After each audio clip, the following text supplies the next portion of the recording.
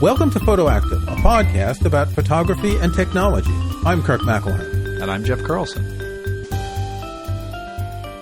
Have I mentioned recently that I hate technology? No, I had no idea. Wow. I would think that, someone who's deeply involved with technology would, wait a minute. If you're deeply involved in technology like I am, sometimes you can't help but hate it. Is there a specific reason? Well, I won't go into details, but I had the beta software blues today that took 2 hours of my life that I'll never get back. But in general, it's just that there's too much technology. It's moving too quickly. And, you and I, we focus on macOS and iOS, and there have been lots of bugs. And there's always problems. And every once in a while, I just think about, what if all technological innovation were to stop for a year? And we could just use what we have without thinking of getting something new. Okay, here's a really crazy idea. You can do that on your own.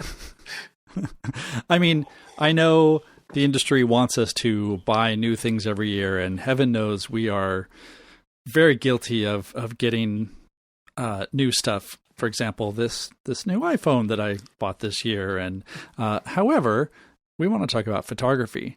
In photography, do you want to get a new camera every year the way you get a new phone? Like, is there any need? I don't think anyone needs a new camera every year. In fact, the camera cycle, what is it, every 2-3 years, depending on the manufacturer? So I bought the Fuji X-T3 early this year, and the X-T2 was 2 or 3 years old, right? Yeah, I think so. So on average, how long do you think that you've kept your camera models? Probably about 1.5 years, because I went through a period of trying different brands and different cameras. And now that I'm settled on Fuji, I don't think I'm going to change for quite some time. Okay. Because, so I've had my X-T3 just this year, but I had an X-T1 probably for, maybe it was like 4 or 5 years. And before that, I had like a Nikon D90 for like 4 or 5 years. Right. And, because you really didn't need to upgrade unless you had like a specific reason, unless you were going to go shoot sports or what have you.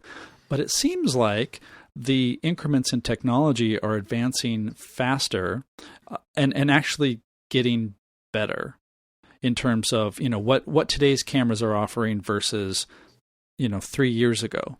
And I don't think that means that, you don't really need the latest camera with the highest number of megapixels, because, of course, the way we talk, we also like to focus on, you can make good photos with any camera that you have.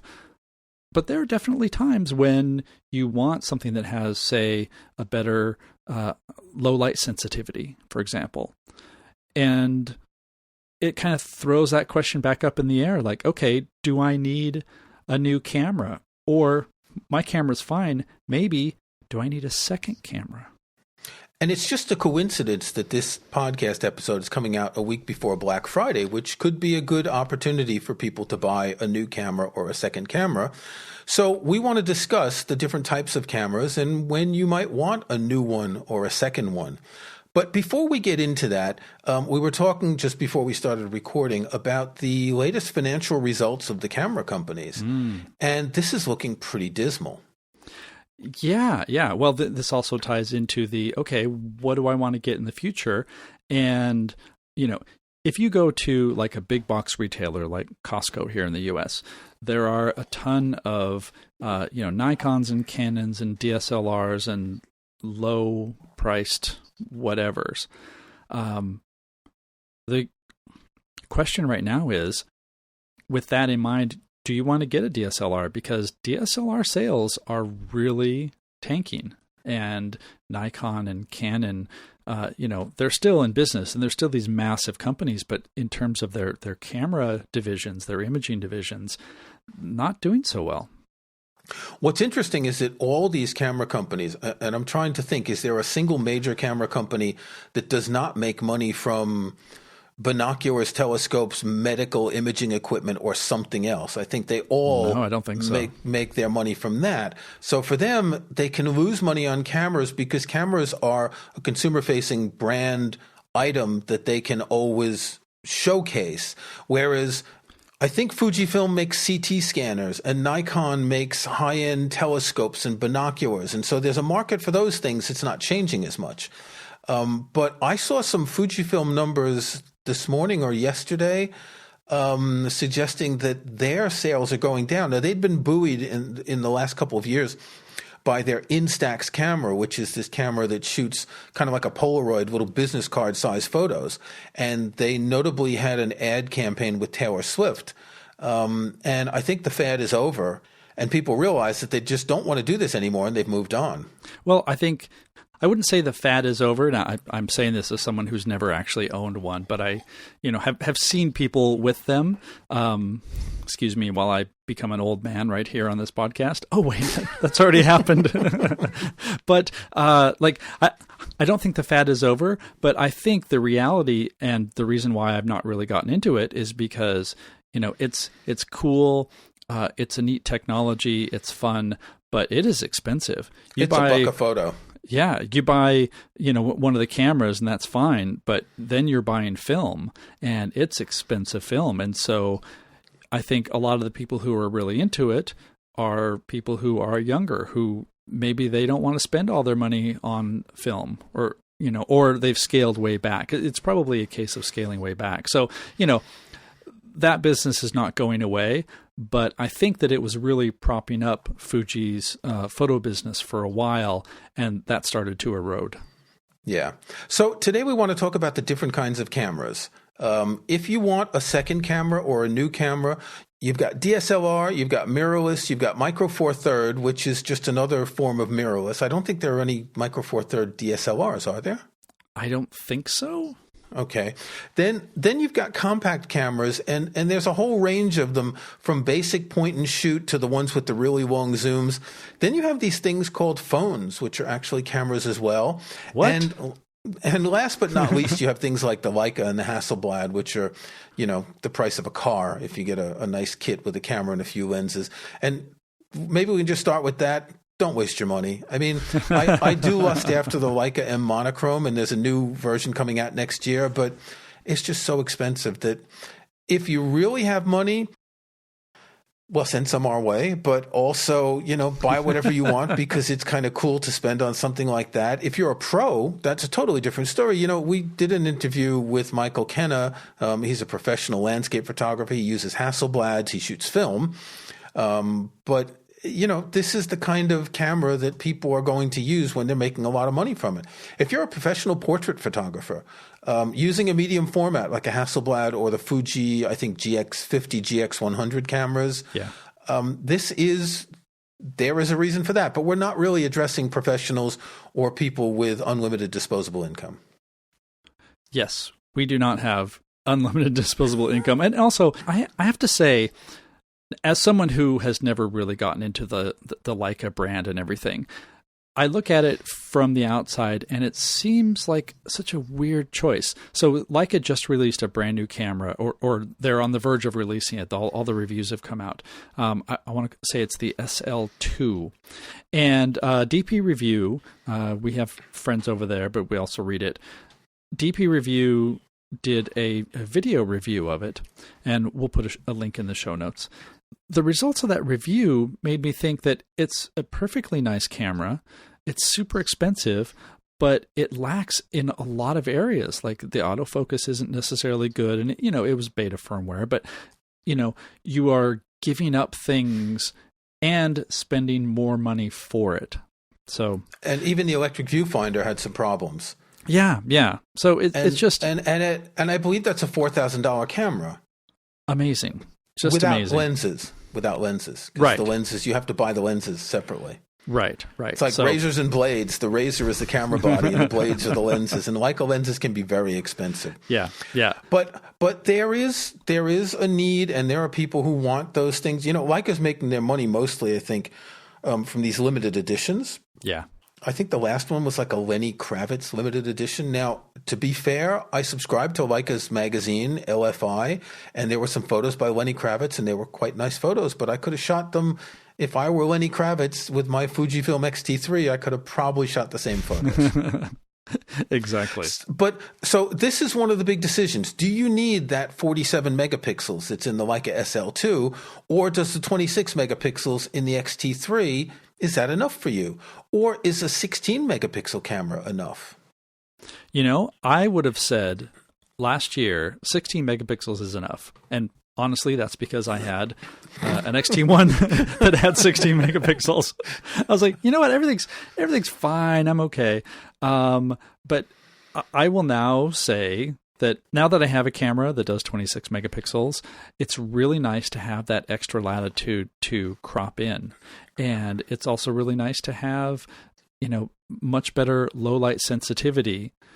Whereas before with my XT1, once it got fairly dark, like that was it. I really just needed to stop shooting because the image quality was so poor if it got really dark, unless I could have the camera mounted on a tripod and stabilized in long exposures and all of that. But that's an example of making a technological leap really did help in the way I'm shooting. So, Yes, but imagine what it would be like now with 50 megapixels. Well, I'm trying not to. You're going to say you don't need more than those 26. This is true. I don't. I really don't. But see, this is people who use full frame DSLRs. They always point to that. Oh, we got 50 megapixels, and you get better background blur and better low light sensitivity. And I'm not really convinced that any of that matters that much for what we're doing in photography. Well, yeah, I mean, there are definitely arguments that can be made for different styles. Like, for example, if I was more of a dedicated landscape shooter, if I was making money from landscape photography and not just sort of writing about it and enjoying it, having a higher megapixel Sony camera would definitely be appealing because you can get a lot more image data from like a big vast expanse. Like that makes sense.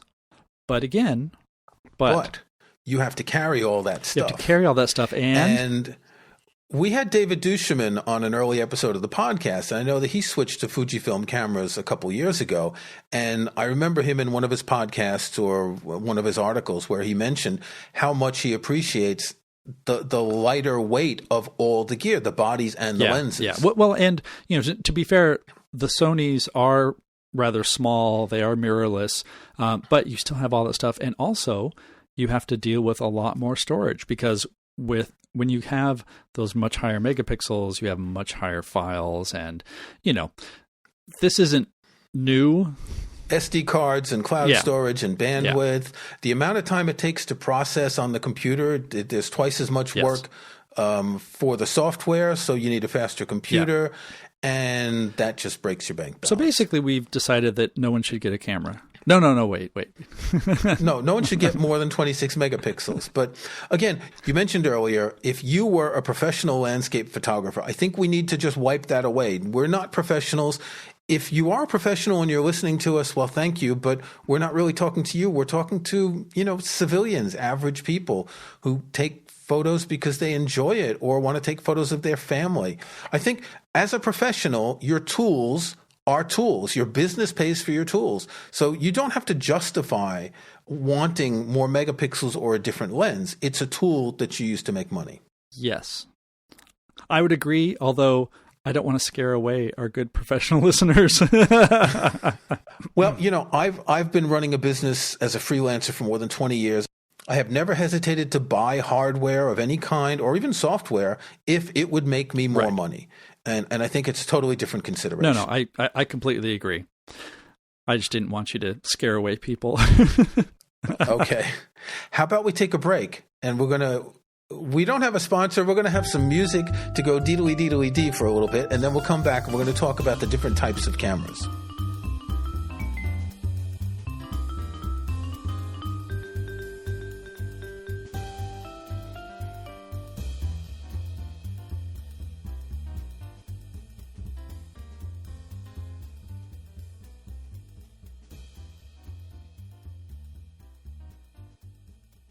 Okay, DSLR and mirrorless. Now, when I got back into photography some years ago, I immediately went for mirrorless because smaller, looks like the kind of cameras that I was using in the 70s and 80s. I went for an Olympus, and I just never went through the DSLR process, the big ass, not seeing what the camera is doing. And I think this is relatively, in the last 10 years, mirrorless sort of came of its own, and we now have really high quality. I don't have the experience to say buy a mirrorless, don't buy a DSLR, but it seems from what I understand when I hear people talking about cameras that you don't hear much about an exciting new DSLR camera. You hear about an exciting new mirrorless camera these days. I have the experience. Buy a mirrorless. Don't buy a DSLR.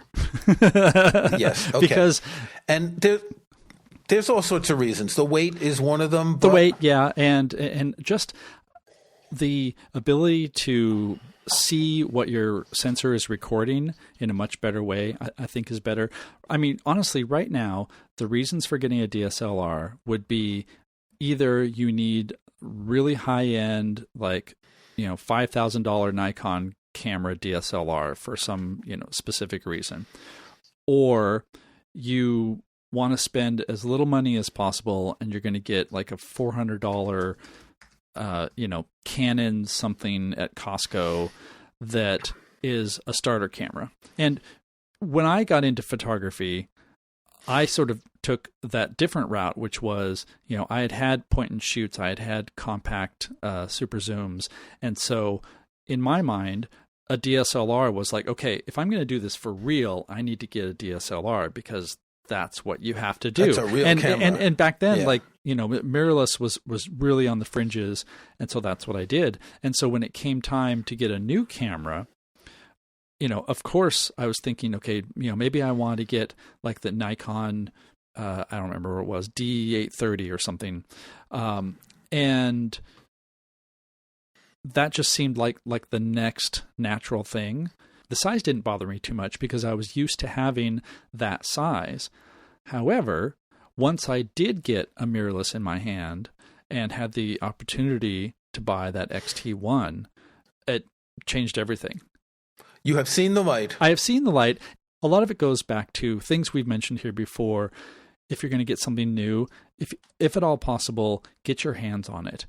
See how it feels. See, how heavy it is, how it's going to feel, just, the controls, because that makes such a huge difference. I noticed just last week that Canon just released a camera called the ERS RA, R-A, which is a mirrorless. It's not a DSLR, but it's specifically designed for astrophotography.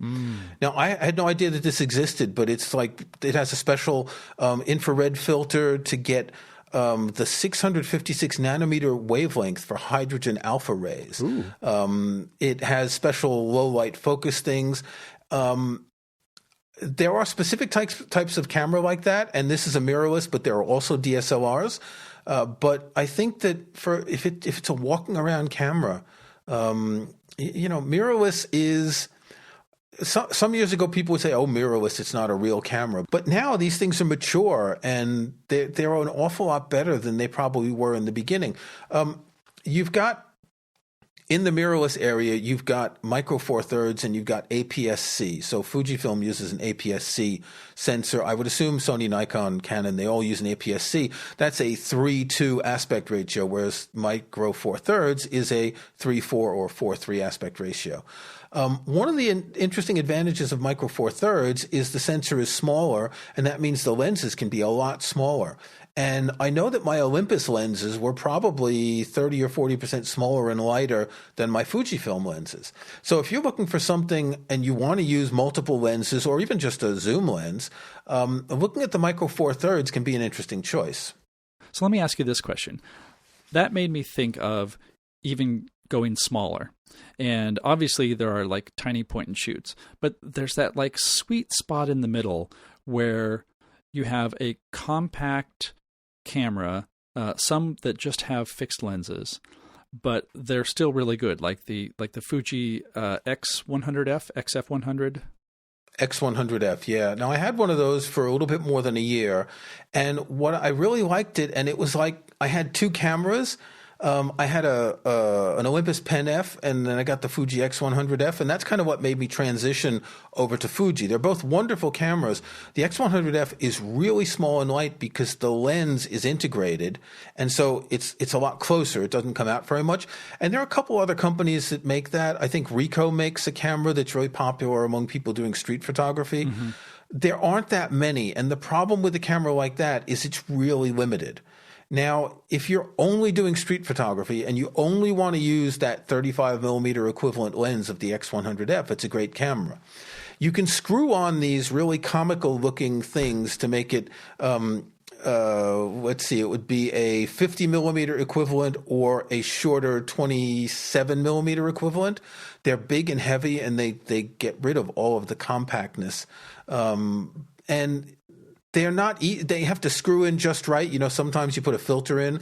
If you don't get it right, the threads can get stuck. Mm-hmm. So it's really not an ideal situation. It's a great. It's probably my favorite camera ever, but it's just too limited. Well, see, that's the thing. I remember.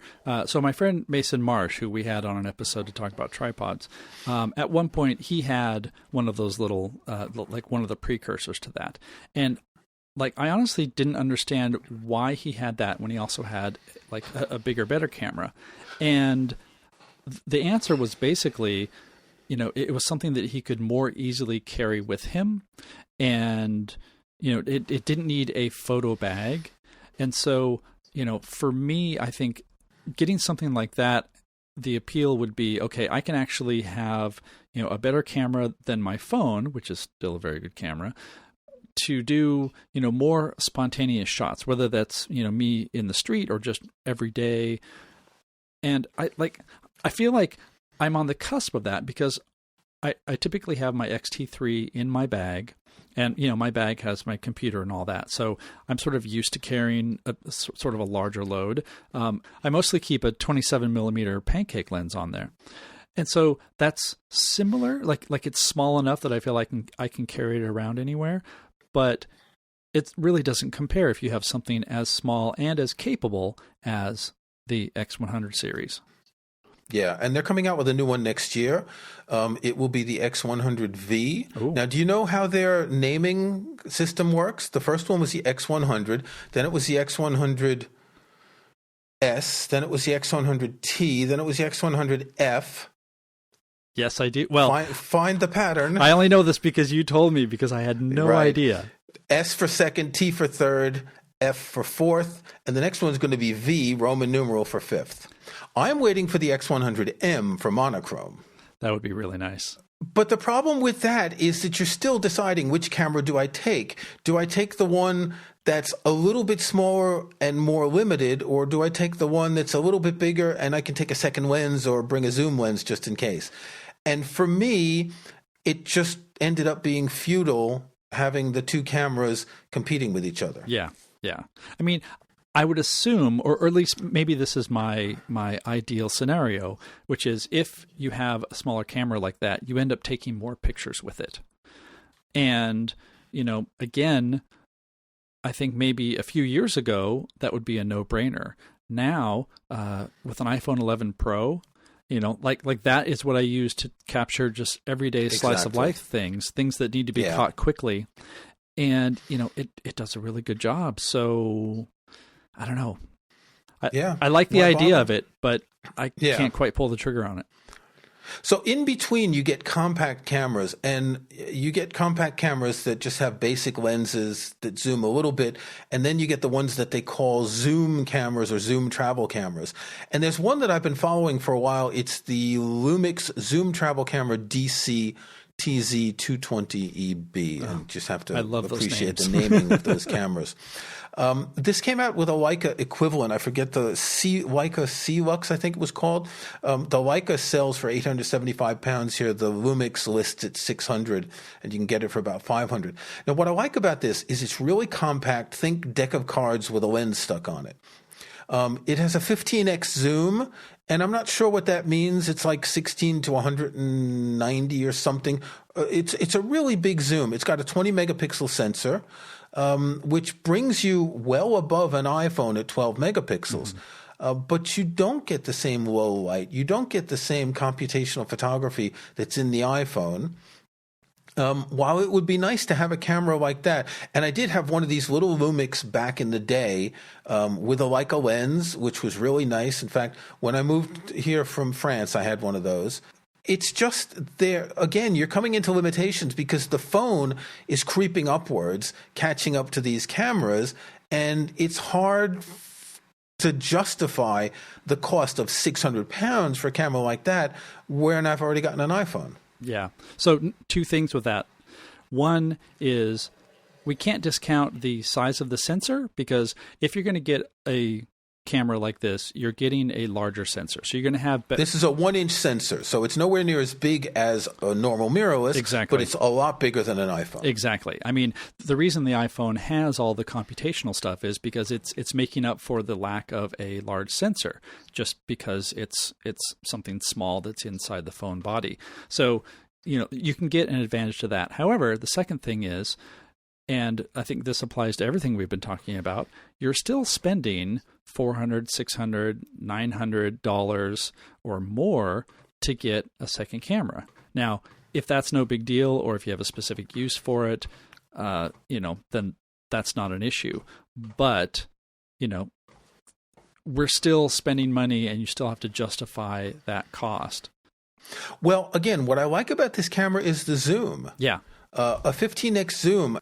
24 to 360 millimeters in 35 millimeter equivalent. And with an optical zoom, you can get almost a double of that. So 24 to 360 millimeters, 360 millimeters, that's huge. You know what those big ass DSLR 360 millimeter lenses look like? And you need like a trolley to carry them. So there is an advantage to that. Yeah. However, it's 600 pounds, and 600 pounds is, Yep. Now, for me, that would be a kind of camera. So I work at home. I don't commute. I don't travel.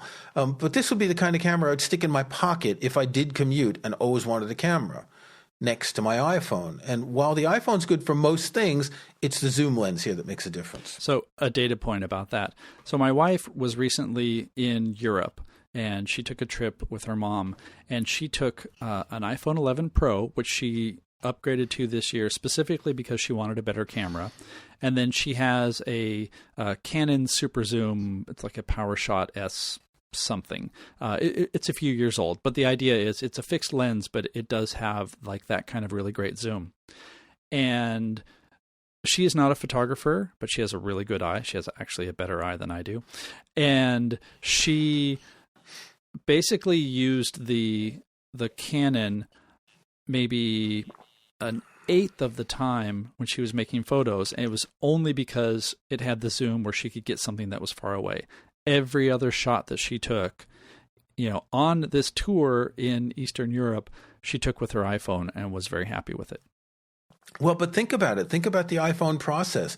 You put the phone up in front of you, you tap the little thing to make the shutter go chick, and your photo is saved to your phone, goes up to the cloud. When you get home, you don't have to worry about your SD cards and erasing them accidentally.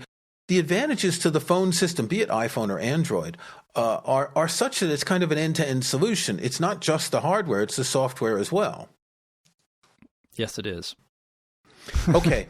I don't have much else to say except that I still want a Leica M monochrome just because of what it does.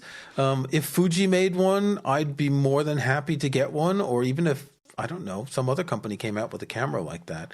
I hope that we've helped because, again, we were talking before the show, there are two people that we're speaking to here. The person who wants to get a second camera and isn't sure which. And this second camera could be for walking around. It could be for a trip.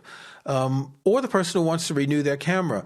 And before the show, we were talking both about the Apple Watch, and Jeff has last year's, and he's like tempted to get this year's. And I said, it's really not that much of a difference. It's not worth it. And then we were talking about TVs, that I've been looking at TVs, and in order to get a TV that's better than what I have, I spent £900 3.5 years ago, standard 4K HDR. And if I wanted an OLED TV, it would be like £1,500. And I'm just not spending that on a TV. And I think the same thing is true with a camera. If you've got a 20 megapixel, don't spend money to get the latest 24 or 26. we do this for a living, so we buy the iPhone every year. I buy the watch every year. We buy Macs every few years. But most people don't ever need to do this. I see no reason for average people to not keep a camera 5 years. However, gear acquisition syndrome. It is. It's real. You always want the new thing. And, you can compensate by getting a lens or something else. But, yeah, if you're stuck into the gear acquisition syndrome thing, then buy whatever you want. Well, and I think this all comes back to, and I'm partially saying this because, remember, we're not a gear podcast, even though we've been talking about gear this whole time. I know. However, it all goes back to the intent of what you want to do. If you are shooting things that need more low light sensitivity, more resolution, then yeah, it makes sense. If you find that you are not taking photos because your camera is too big, too heavy, even if it's a small mirrorless, then, spending the money to get a little compact, something like a Fuji X100F, if that means that you're taking more photos and you're enjoying it more, then by all means, it's worth it. So, think about the intent of, what photos do you want to make, and then figure out what gear will help you do that, rather than just going and looking online and going, oh, that Fuji X Pro 3, actually, no, that doesn't look appealing at all. Yeah, no. But no, something else. So. Okay, snapshots. What have you got, Jeff? A couple of weeks ago, by the time you're listening to this, was Veterans Day. And I ran across this article at the New York Times called An Art Show by Veterans Armed with Cameras that I thought was really intriguing. It's about a photography art show where this project, they gave military veterans cameras to help them deal with basically reintegrating back into society, dealing with post-traumatic stress disorder. And it's interesting to see different ways that people can cope. Some of the quotes in this article, there was one that mentions that, some veterans who are dealing with issues, they know they need to talk about it, but they don't want to talk about it. And so, it says here, like he said that the point of the workshop, as he saw it, was to give veterans a way to communicate without having to have a conversation. And it's, clearly like an experience that I do not have. And it's a nice look into seeing, not just what life is like for veterans, but also what they're coming up with to express their internal idea. Some of it is sort of straightforward. Some of it is very abstract. And it's an interesting look into photography done by people who are not quote unquote photographers or professional photographers. And I found it an interesting insight into, an experience that I do not have. I think pretty much anyone in society today where we see so many images, if they were given a camera, they would be able to make images that fit in with the way people look at images today. And I agree, this is a very interesting process. I saw something not long ago about someone who gave a 2-year-old kid a camera and some of the photos that came out of that. And it was really fascinating. Yes. So check it out. It's linked in our Facebook, and of course, it'll be in our show notes. Kirk, what do you have today? Very often, I struggle to find a good snapshot because I don't really have gear acquisition syndrome, so I'm not always buying stuff, and I've talked about cameras and lenses. So I have an idea that everyone should have one of these for their photography. Ooh, wait. Let me guess. Is it a trigger release? No. Is it it's a tripod, right? No. It's a cat. Everyone should have a cat for their photography. I mean, if you follow this show, I take a lot of pictures of my 2 cats. Cats are wonderful because you can just take pictures of them all the time, and they look interesting. You can take pictures when they're asleep, when they're awake. Rosalind just came in and just meowed at me because she wants more food. And if I point the camera at her, she'll look at me all quizzical. In fact, last week's episode, we used a picture of Rosalind next to a picture of Jeff. And I think the juxtaposition you did of those 2 photos was quite interesting. I'm being a little facetious, but cats are cool and they're good for photography. I mean, it's really good to practice your continuous autofocus when a cat's running across the garden. Really good to practice using your zoom lens, getting down really low with that articulating LCD. There's a lot of skills in photography that you learn when you're taking pictures of cats.